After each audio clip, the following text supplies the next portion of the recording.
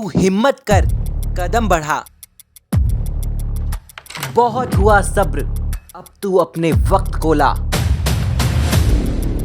रास्ते में अभी कई कांटे हैं, अपनी मेहनत से तू उन पर नई राह बना।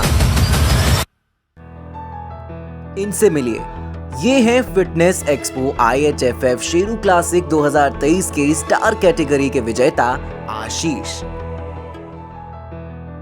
मेरे लिए इसे स्पेशल है क्योंकि इसकी मैं तैयारी पिछले 2 साल से करता आ रहा हूँ और ये बहुत बड़ी स्टेज है IHFF शेरू क्लासिक। यहाँ पे मेडल लेना मतलब कि बहुत बड़ा एक आपको मतलब कि अचीवमेंट। उस दिन वो गाड़ी मानो आशीष के सपनों से टकराई थी। मैं जिम से आ रहा था, ये 6 फरवरी 2020 की बात है। मैं मोहाली से अपने चंडीगढ़ को आ रहा था, तो मेरी ग्रीन लाइट्स हुई 47 की लाइट पॉइंट पे, तो गाड़ी वाला काफ़ी तेज़ था, उसने सीधा आके हिट किया। तो मैं 15 फीट हाइट पे गया, मतलब I was wearing the helmet, तो बचाव हो गया, नहीं तो शायद ना होता। उस टक्कर से मानो आशीष के सपने सड़क पर बिखर गए थे। हुआ तो ज़्यादा इन्फेक्शन हो गया था राइट लेग में, तो फिर डॉक्टर ने बोला कि एम्पूटेशन करनी पड़ेगी। तो 14 फेब बर्थडे आता है मेरा, उस दिन मेरी लेग एम्पूटेशन हुई थी। तो काफ़ी बड़ा चैलेंज था मेरे लिए कि एक नॉर्मल पर्सन से एक डिसेबिलिटी में आना। सो आई वॉन्ट गिव अप, करता रहा। चलो अब कुछ हासिल हुआ तो आई कंटिन्यू दिस। कुछ भी नहीं आ रहा था दिमाग में, बस ये था कि मेरे साथ क्यों। हिम्मत का घूंट पीकर आशीष ने फिर से जिंदगी से आंख मिलाई थी। कि मोटिवेशन ये मिली कि मिस्टर चंडीगढ़ को छोड़ के मैं मिस्टर ओलंपिया खेलने चला गया आफ्टर दिस। तो अगर नॉर्मल होता तो शायद मैं सिटी के कॉम्पिटिशन्स खेलता रहता, बट नहीं, मेरे साथ ये हादसा हुआ। मोटिवेशन मिली, डिप्रेशन से निकल के मोटिवेशन आई, तो बस। देखिए, प्राथमिकता रोटी कपड़ा और मकान होती है, लेकिन इससे ऊपर उठकर जब मुश्किल भरा वक्त आता है तो हिम्मत इंसान की सबसे ज़्यादा मदद करती है। आज कहानी आशीष जी की हम आपको सुना रहे हैं, तो आशीष जी हमारे साथ खुद बात करने के लिए हैं। आशीष जी, बहुत स्वागत है आपका। और शुरुआत यहीं से करते हैं कि कितने सालों से जिम कर रहे हैं आप? मैं 9th स्टैंडर्ड से जिम कर रहा हूँ, मतलब I was 15 years old and now I am 26। So 11 years हो गए हैं जिम करते हुए। एक बॉडी बिल्डर बनना ये हमेशा से सोचा हुआ था?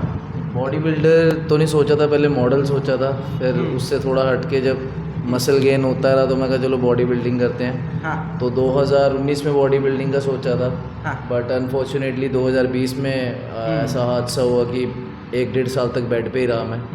तो उसके बाद फिर जब लेग एम्पूटेशन हुई मेरी, तो फिर बॉडी बिल्डिंग कंटिन्यू करी। क्या बदला इस वाक़े ने? वाक़या बहुत ज़िंदगी में बहुत बड़ा बदलाव लाने वाला था।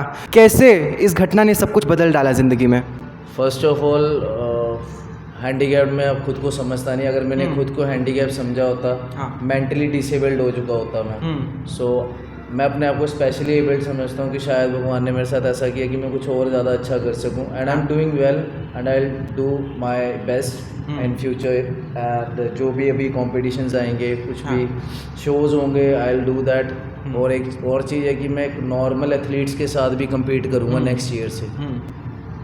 देखिए, हिम्मत का यही असर होता है कि आप अपने पैरों पर खुद खड़े होते हैं और उस पर किसी से निर्भरता की ज़्यादा उम्मीद नहीं रहती है। लेकिन आप सुबह कितने बजे उठते हैं? मैं सुबह 5:30 बजे उठता हूँ, 6 बजे जिम आता हूँ, 6 to 8:30 ट्रेनिंग देता हूँ क्लाइंट्स को। आफ्टर दैट 9 to 6 मेरा ऑफिस होता है, आई मीन HDFC बैंक।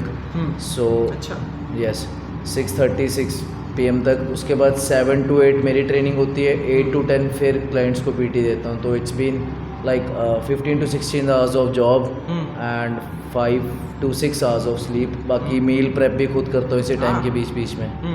अब 6 मील्स बनानी होती है, तो बीच में ऑफिस में लंच। यस, तो 5:30 बजे उठ के पहले मील्स बनाता हूँ अपनी, उसके बाद मिड में मील्स बनाता हूँ, फिर जिम से आके रात को फिर मील बनाता हूँ, फिर सोता हूँ।